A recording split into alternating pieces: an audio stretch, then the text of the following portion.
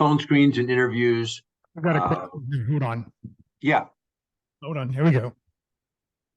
I think on the salary side of things, I've heard that, you can use certain sites such as salary.com to help you out with that, like what you should be targeting salary wise. If you're if it requires you to put in a number and you're trying to find that, I think that there's resources like that out there. I think that can help you with that.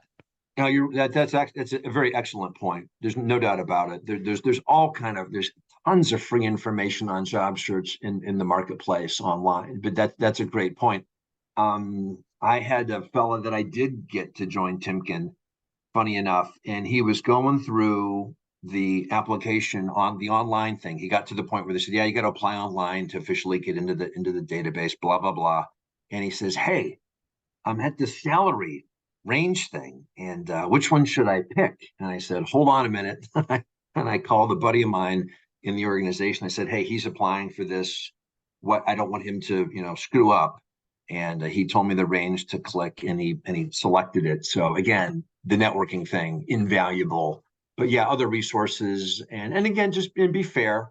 I think those websites also do take account. The same job in liberal Kansas is probably going to pay differently than it would in New York City. And those websites are great resources for those cost of living adjustments and how those are accounted for. One of the things on phone screens and interviews, and you can probably tell I talk a lot and pretty chatty, man, answer the question that they ask and don't volunteer any more information. Be happy with some silence. Let them digest your answer. Let them write something down. Often they're going to compare notes, either if it's a one-on-one interview or the panel interview, they're going to get together afterwards. But man, I got into always wanting to kind of, beat my chest and tell my story. And it's like, man, don't over volunteer. I talk about one of the worst interview experiences I ever had in the book. Completely unprepared, completely over talked, and it was a disaster. And just be very, very focused on and as Jeff said earlier, practice answering questions. And that pit crew is an awesome thing. A buddy of mine up in Ohio had me, when I came back to Timken, we spent 3 hours, and he's the king of tough love, former wrestling coach. And he's like, Matt, you just can't say that. You can't say it that way. And it was just, it was great, a great experience. But I will also say, have some questions for the interviewer. You need to be vetting the company, the culture, what you're stepping into. And simple questions like, how would you describe the culture? Is there anything you'd change at the company if you could? Why is the position open? Termination, promotion? I got really good at getting jobs. The mechanics of it, I got great, but I didn't do a good job at really ferreting out what I was getting myself into. And in one instance, I did drive through a red flag. A buddy of mine said a certain machine I was going to go sell wasn't ready for prime time, and he was right. That was a year I'll never get back. But yeah. And I would definitely always conclude and the opportunity to ask for the order, ask for the job. I mean, it's invariable. So practice. Can't stress that enough. I would dress, if you know the culture of the company, if you've done some research and you understand the look and feel, great. If no tie is required, fine. If you don't know, you're going in cold.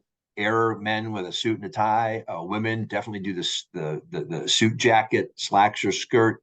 Make the investment in a professional look. You should be the best person walking into that company the day you interview. The best looking, best dressed person in the interview. Have copies of the resume ready. You'd have your notepad, pen ready to take notes in a folio. Writing down answers when they answer the question, it gives them a little silence. It shows them that you're earnestly taking this very seriously.